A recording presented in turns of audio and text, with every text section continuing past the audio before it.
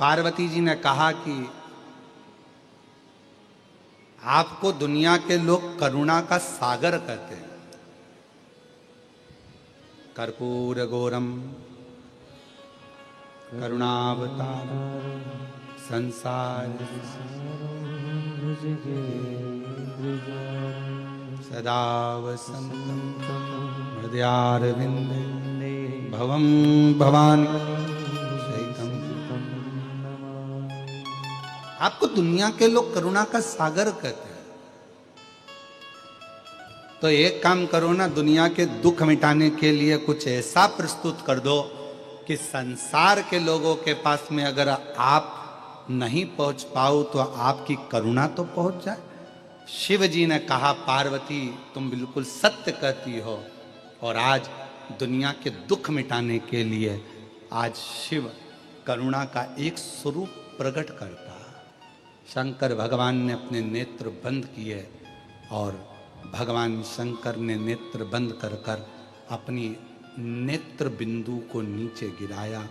14 रात्रि तक जो शंकर भगवान मौन रहे थे, 14 रात्रि के नेत्र अश्रु को भूमि पर गिरा दिया। गिराते से ही वहाँ एक पौधे ने जन्म ले लिया। उस पौधे से एक मुखी से लेकर 14 मुखी तक रुद्राक्ष जन्म ले लिए। 14 एक मुखी से लेकर 14 मुखी तक रुद्राक्ष प्रकट हो गए। शिव जी ने कहा, सुनो पार्वती, कली काल में संसार सागर में दुनिया के लोगों पर कितना भी दुख होगा, और अगर उसके नजदीक में, उसके गले में, उसके करीब में अगर एक रुद्राक्ष होगा तो उसका दुख मिटाने की जवाबदारी मेरी होगी। उसका दुख मैं मिटाऊंगा। इसलिए कुबेरेश्वर धाम से दुनिया का, भारत की भूमि पर 12 ज्योतिर्लिंग के मध्य में विराजमान है कुबेरेश्वर धाम।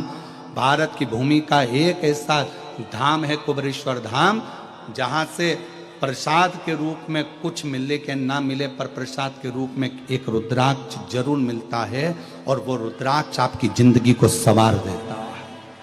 एक रुद्राक्ष जिसको लोग तांबे के कलश में गलाते हैं, शिव जी को जल चढ़ाते हैं और उस जल को पीते हैं। चाहे बड़े से बड़ा कितना भी रोग है, कितनी भी तकलीफ है, कितना भी कष्ट है, दुनिया के लोगों को विश्वास है सीहोर के रुद्राक्ष पर, भरोसा तुझसे यही आस है। शिव ने रुद्राक्ष प्रकट कर दिया। 12 ज्योतिर्लिंग का मध्य बिंदु है कुबेरेश्वर धाम।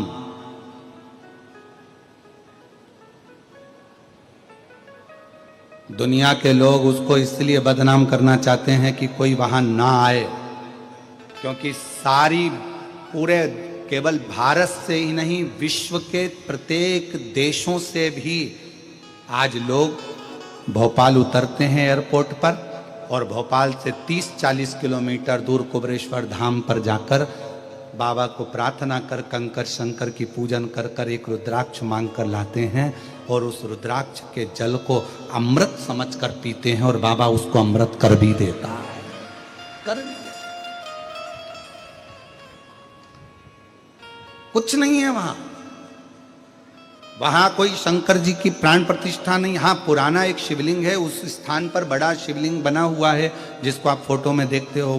बड़ा शिवलिंग बना, उसके नीचे पुराना जो छोटा सा एक ओटला था, छतरी थी, वही वहां पर निर्मित है, और वो बंद रहती है, उसको हम खोलते नहीं है, वो बंद रहती है। वहां अंदर किसी को प्रवेश नहीं दिया जाता, बंद रहता है। दर्शन हम जाते हैं, दर्शन करते, बाबा का स्मरण करते, अभिषेक पूजन करते, चलते। छोटा सा ओटला, उस ओटले पर छोटा सा शिवलिंग, उसी पर बड़ा वो शिवलिंग बना दिया जो आजकल आप फोटो में देखते हो, और उसके आगे एक बड़ा पत्थर का मंदिर बन रहा है। अभी कोई वहां पर मूर्ति नहीं है, पर वहां मूर्ति नहीं, वहां का कंकर मूल है। वहां पूजन कंकर की होती है।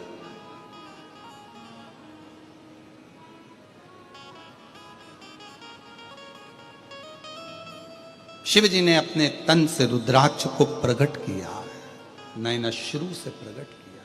किसके लिए करा? ये संसार के लोग जो दुखी हैं, कलिकाल में जो तकलीफ भोग रहे हैं, संसार में बड़े बड़े रोग बढ़ते चले जाएंगे, दुनिया के कलिकाल जैसे जैसे बढ़ेगा व्यक्ति की मृत्यु का आंकड़ा नहीं किया जा सकता।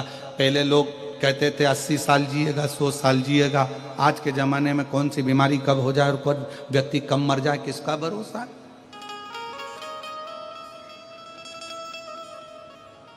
किसका भरोसा? हवाई जहाज में बैठकर, फ्लाइट में बैठकर लोग विदेश जा रहे थे, पूरी की पूरी फ्लाइट रह गई। उत्तराखंड में पूरा की पूरा गांव बह गया। किसकी मृत्यु का कब ठिकाना, किसको मालूम? कौन को मालूम?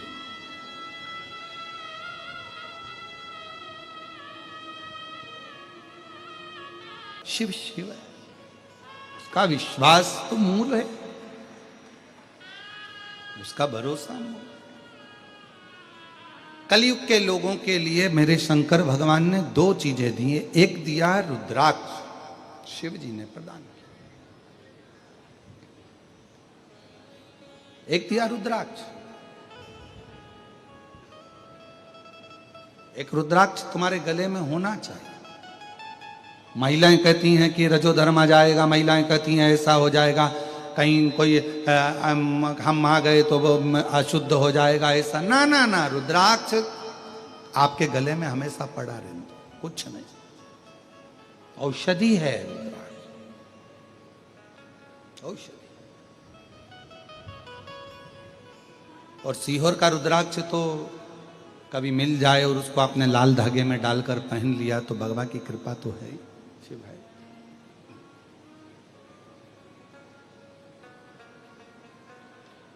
औषधि। शिव जी ने 2 चीजें कलिकाल में दुख को मिटाने के लिए, संसार के लोगों को सुखी करने के लिए 2 चीजें दे दी मेरे शंकर भगवान। पहले नंबर पर क्या दिया? जम के बोलो, रुद्राक्ष। और दूसरे नंबर पर शिव पुराण की कथा कहती है भगवान शंकर का कलिकाल के लोग, कलयुग के लोग, संसार के लोगों के पास इतना बल नहीं रहेगा, तप नहीं रहेगा, साधना नहीं रहेगी, इतनी तपस्या नहीं कर पाएंगे, तो ये मेरा पाशुपत्य अस्त्र नहीं ले सकते, पाशुपत्य योग भी नहीं कर सकते।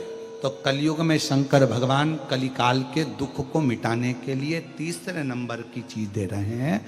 और वो ना तो पाशुपत्य अस्त्र के लिए कर रहे हैं, ना पाशुपत्य योग के लिए कर रहे हैं। फिर उन्होंने तीसरी चीज दे दी, दूसरे नंबर पर दिया है पशुपति व्रत। ये कलयुग काल के लिए। शिव महापुराण के पहले कोई नहीं जानता था पशुपति व्रत को, क्योंकि ये ऐसा व्रत है कि आपको किसी के आगे हाथ नहीं फैलाना पड़ता। ये ऐसा व्रत है जिसको मनुष्य जब चाहे तब किसी भी सोमवार से चालू कर सकता है। 5 सोमवार का ये व्रत होता है। पहले सोमवार, दूसरे सोमवार, तीसरा, चौथा और 5 सोमवार का व्रत होता है। 5 सोमवार को एक ही मंदिर के अंदर जाकर पूजन करी जाती, मंदिर नहीं बदला जाता। सोमवार के दिन पूजन की थाली जो सवेरे मंदिर जाती है पूजा करने के लिए, आप पूजा की थाली में सारा अभिषेक पूजन का सामान लेकर मंदिर जाते हो, शिव जी का पूजन करते हो, वही थाली वापिस घर पर आकर ढाक कर रख दी जाती है। शाम को फिर वही थाली वापिस प्रदोष काल में पूजन के लिए जाती है। उसमें प्रसाद जाता है एक पात्र के अंदर, 3 हिस्से करने के लिए दोना या कागज या जो भी सामग्री आपके पास में हो वो जाता है। 6 दिए जाते हैं, 6 दीपक जाते हैं मंदिर के अंदर। मंदिर में पूजन वगैरह उसी थाली से, जो तुमने सवेरे पूजन करी थी उसी थाली से होती है। पूजन करने के बाद में 6 दिए जमीन पर रखे जाते हैं, 5 दिए प्रज्वलित करे जाते हैं, जलाए जाते हैं। प्रसाद के 3 हिस्से करे जाते हैं। एक दिया नहीं जलाया जाता, रखा जरूर जमीन पर जाता है पर जलाते नहीं। 5 दिए मंदिर में लगाकर प्रसाद के 3 हिस्से कर कर बाबा को पहले व्रत के दिन बाबा से प्रार्थना करो। प्रसाद के 2 हिस्से मंदिर में छोड़ो, 1 हिस्सा अपनी थाली में रख लो। जो दिया नहीं जला है उसको थाली में रख लो।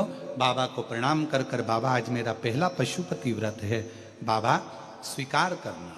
पशुपति व्रत का नियम है कि एक समय फलाहार, एक समय भोजन आप कर सकते हैं, पर भोजन शाम के समय करें। और भोजन करने से पहले जो प्रसाद आप लेकर आए हो मंदिर से, वो प्रसाद पहले आपको खाना है। प्रसाद नमकीन नहीं जाता, मीठे का जाता है। बाजार का बना हुआ प्रसाद नहीं जाता। घर में मीठा भात बना लो, मीठे चावल बना लो, हलवा बना लो, सीरा बना लो, खीर बना लो, जो घर में बना सकते हो मीठा वो लेकर। अपना जो प्रसाद का हिस्सा लेकर आते हो उसमें से ना तो पोता पोती, परिवार, पत्नी, बच्चा किसी को नहीं देना है, खुद को खाना है। जिसका व्रत होता स्वयं, उसमें से हिस्सा नहीं। प्रसाद जितना भगवान शंकर के लिए बनाया जाता है कढ़ैया में, तबेली में, भगोनी में, वो पूरा की पूरा जाता है। ये नहीं कि कढ़ाई में आपने आधा छोड़ दिया और आधा लेकर मंदिर चले गए और फिर मंदिर में 3 हिस्से कर दिए, ऐसा नहीं हो सकता। जितना बनेगा उतना पूरा की पूरा ही जाए।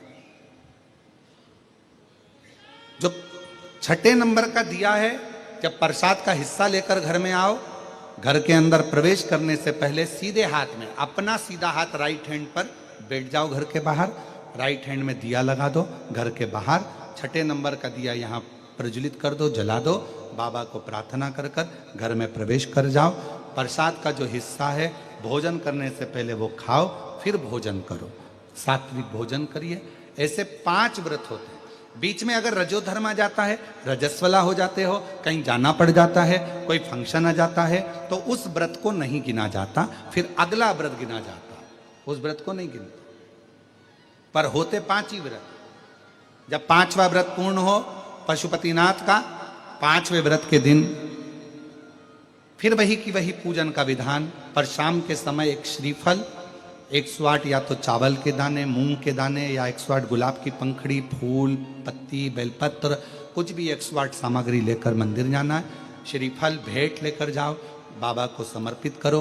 108 दाने श्री शिवाय नमस्तुभ्यम कहकर, पंचाक्षर मंत्र नमः शिवाय कहकर या ओम नमः शिवाय कहकर चढ़ाओ। बाबा को अपनी कामना करो, बाबा आज मेरा व्रत पूर्ण हुआ है, स्वीकार करना बाबा। मैंने सुना है तो 3 महीने में गोदी भर देता है, ऐसी कृपा करना बाबा। विनय कर कर वापिस सजाओ। 5वां व्रत भी वैसा कि वैसा ही करो जैसा नियम है। ये बाबा का उद्यापन हो जाता है 108 सामग्री चढ़ाने पर, अलग से उद्यापन की जरूरत नहीं। ये शिव जी का पशुपति व्रत। हम पाशुपत्य अस्त्र प्राप्त नहीं कर सकते। भगवान देवादिदेव महादेव ने पाशुपत्य अस्त्र भगवान राम जी को दिया, क्योंकि उन्हें तप करा था, साधना करी थी, उपासना करी थी। भगवान शंकर ने पाशुपत्य अस्त्र भगवान कृष्ण को दिया है, क्योंकि उन्होंने तप साधना करी।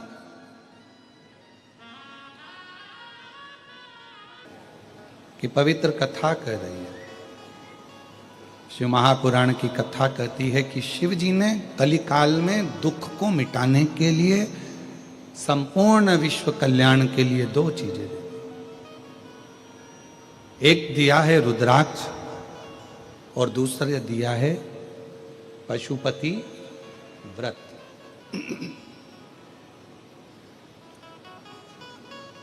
पाशुपत्य व्रत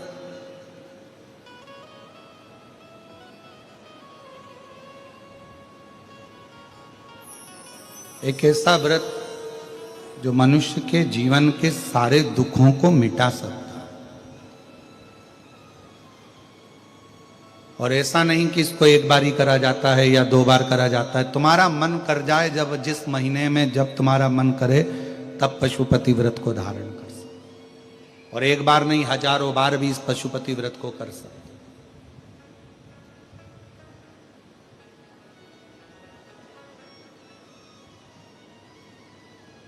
तो तारकासुर के जो 3 पुत्र हैं, तारकाक्ष, विदुमाली, कमलाक्ष की, इन तीनों ने भगवान शिव से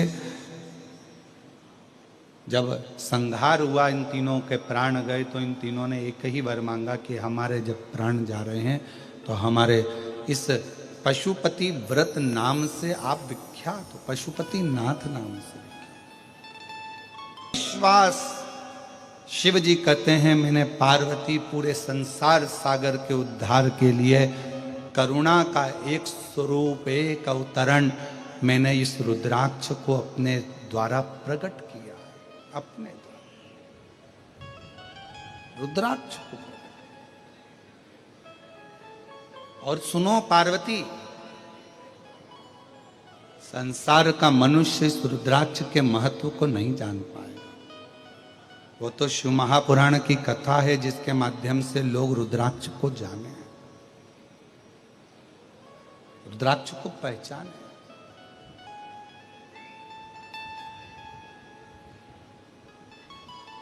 कई लोग कहते हैं सीहोर कुबरेश्वर धाम का रुद्राक्ष में ऐसा क्या है। हम कहते हैं जब लेकर जाओगे कुबरेश्वर धाम से मांग कर, जब हाथ फैला कर लेकर जाओगे, विनय कर कर लेकर जाओगे, तो वो रुद्राक्ष केवल रुद्राक्ष नहीं, मेरा शंकर तुम्हारा दुख मिटाने स्वयं जाएगा, स्वयं स्वयं।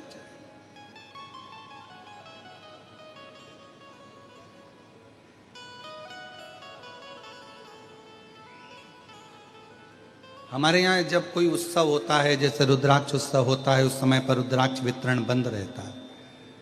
कावड़ रहती है सीहोर में तो रुद्राक्ष वितरण बंद रहता है। हमारे यहाँ गुरु पूर्णिमा रहती है तो रुद्राक्ष वितरण बंद रहता है। हमारे यहाँ कोई विशेष त्यौहार होता है धाम का तो रुद्राक्ष वितरण बंद रहता है। ये आज से नहीं, कई सालों से नियम है।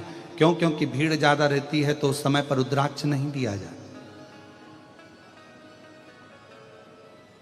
चाहे रुद्राक्ष उत्सव होगा तो उसके भी 1 महीना 15 दिन 20 दिन पहले रुद्राक्ष वितरण बंद हो जाता है। कावड़ यात्रा आती है तो उसके भी 2-3 दिन पहले रुद्राक्ष वितरण बंद हो जाता है, 2-4 दिन तक बंद रहता है। फिर कोई गुरु पूर्णिमा उत्सव होता है तो उस समय भी रुद्राक्ष वितरण बंद रहता है। ऐसा हमारे यहाँ का नियम, क्योंकि उस समय भीड़ बहुत रहती है तो रुद्राक्ष बांटना बंद कर देते हैं, जिससे किसी को तकलीफ ना हो, कष्ट ना हो। ये हमारे यहाँ आज से नहीं, पहले से नियम है, कई सालों से।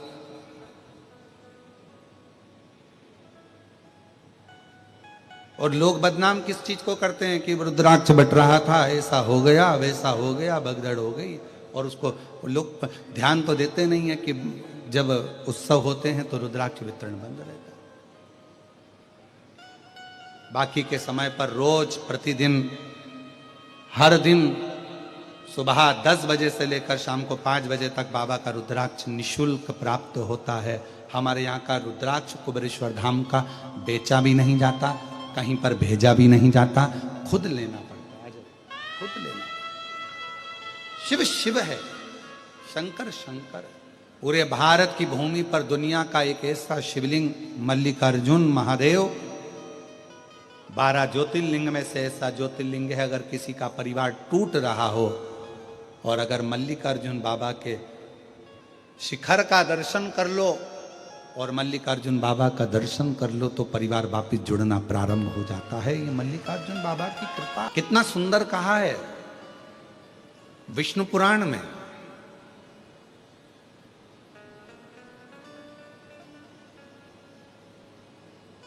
दीपावली के दिन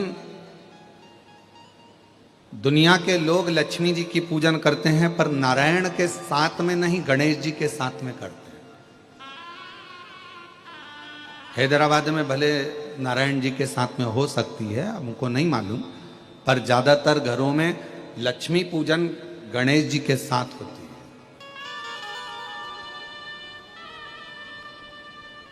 दीपावली के दिन नारायण भगवान के साथ लक्ष्मी का पूजन नहीं हो रहा है।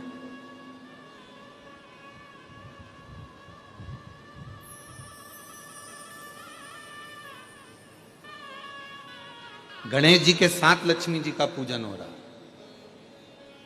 और लक्ष्मी जी का अगर फोटो देखोगे भी तो आपको सरस्वती जी का फोटो मिलेगा, गणेश जी का फोटो मिलेगा, लक्ष्मी जी का फोटो मिलेगा। ऐसा एक चित्र होता है तीनों का। उसमें बीच में लक्ष्मी जी होती है, इधर गणेश जी होते हैं, इधर सरस्वती जी होती है। उसमें भगवान विष्णु नहीं होते, उसमें भगवान नारायण नहीं होते। कभी आपने विचार करा कि आखिर इस फोटो में लक्ष्मी जी का पूजन हो रहा है तो भगवान विष्णु को होना चाहिए था, पर यहाँ तो गणेश जी विराजमान है, सरस्वती जी विराजमान है। आखिर ये गणेश जी और सरस्वती से लक्ष्मी का संबंध क्या है? संबंध तो भगवान नारायण से था। और संबंध अगर भगवान नारायण से, तो लक्ष्मी और ये गणेश जी और सरस्वती से क्या संबंध हो सकता है जो दीपावली पर इन दोनों के साथ में लक्ष्मी जी का पूजन हो रहा है?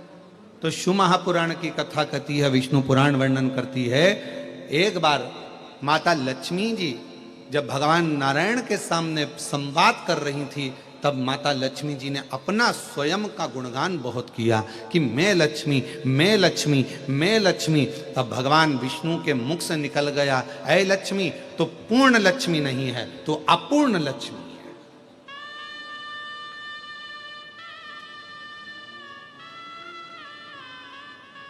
लक्ष्मी जी रोने लगी, नैनों से जल बह गया, आप मुझे अपूर्ण लक्ष्मी कह रहे हो? हाँ, क्योंकि हम देवता को श्राप लगा है, संतान का सुख नहीं है।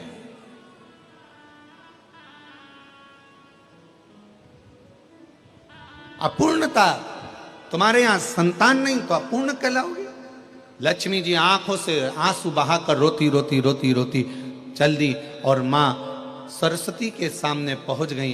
और सरस्वती माता वहां बैठी हुई थी और माता सरस्वती ने पूछा, लक्ष्मी क्यों रो रही हो? लक्ष्मी जी ने कहा, आज मेरे पति ने मुझे अपूर्ण कहा है, तो क्यों रोना, चलो पार्वती के पास चलते हैं। सरस्वती का कहना मानकर लक्ष्मी जी पार्वती जी के पास गई, तो माता पार्वती जी ने देखा कि लक्ष्मी तू मेरी बेस्ट फ्रेंड होकर रो रही है। एक सच्चे मित्र की परिभाषा क्या है?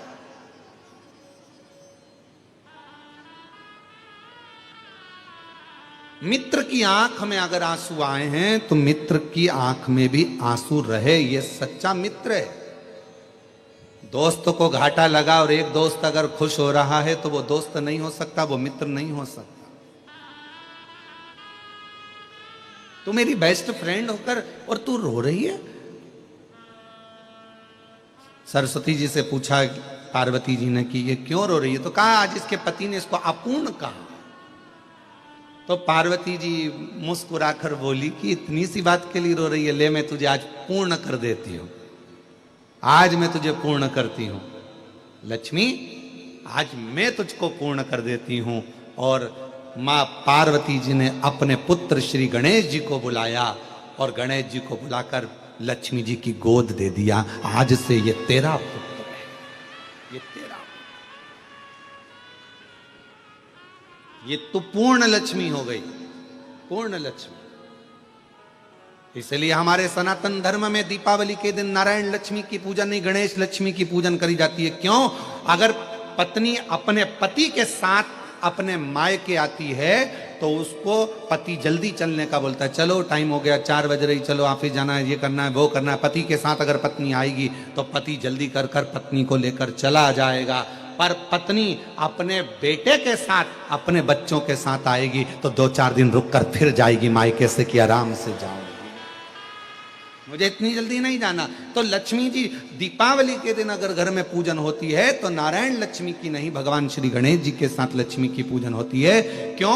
क्योंकि लक्ष्मी अपने पुत्र के साथ बड़े भाव के साथ आती हैं। तो अपने मायके में जिसके यहाँ लक्ष्मी पूजन होती है उसके यहाँ लक्ष्मी जी 1 साल 2 साल 4 साल 6 साल मन पड़ता है तो रुक जाती है, और जब मन पड़ता है तब। अगर भगवान नारायण के साथ आएगी तो जल्दी जाना पड़ेगा। पति के साथ अगर पत्नी आई है, मम्मी पापा ने बुलाया, दामाद को भी बुलाया, बेटी को भी बुलाया, तो दामाद के साथ आई है तो फिर तो जल्दी जाना पड़ेगा। दामाद नीचे गाड़ी का हॉर्न बजाएगा, चलो चलो, पाए पाए, खूब गाड़ी का हॉर्न बजाएगा, अरे चलना, जल्दी चल, बहुत लेट हो रहा है, घर से फोन आ रहा है, जल्दी चलो। और अगर पत्नी अपने बच्चों के साथ आती और कहकर आती अपने पति को, मैं जा रही हूँ 2-4 दिन रुकूंगी भैया के यहाँ, मैं जा रही हूँ अपने मायके में 2-4 दिन रुकूंगी, मैं फोन करूंगी तब लेने आना। उसी तरह लक्ष्मी जब गणेश जी के साथ दीपावली पर पूजन होती है तो लक्ष्मी भी अपने मायके में, आपके घर में हमेशा के लिए विराजमान रहती है, अपने यहाँ आराम के साथ में रहती है, और जब फिर मन होता है तब जाती है। गणेश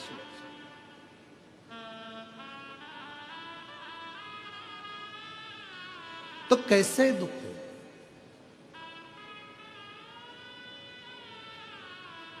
पार्वती मैया ने देखा कि तुम दुखी बहुत हो, क्या बात है, क्या हो गया। एक धर्म पत्नी अपने पति का मुख उदास देखे तो पूछे क्या कारण है, उसको प्रसन्न करने का प्रयास करे। ऑफिस की चिंता है ना, कोई टेंशन नहीं। फैक्ट्री की चिंता है ना, कोई टेंशन नहीं। दुकान की चिंता है ना, कोई टेंशन नहीं। नौकरी की चिंता है ना, कोई टेंशन नहीं। क्यों चिंता करते हो? सब उसको कहते हैं देव अधिदेव महादेव।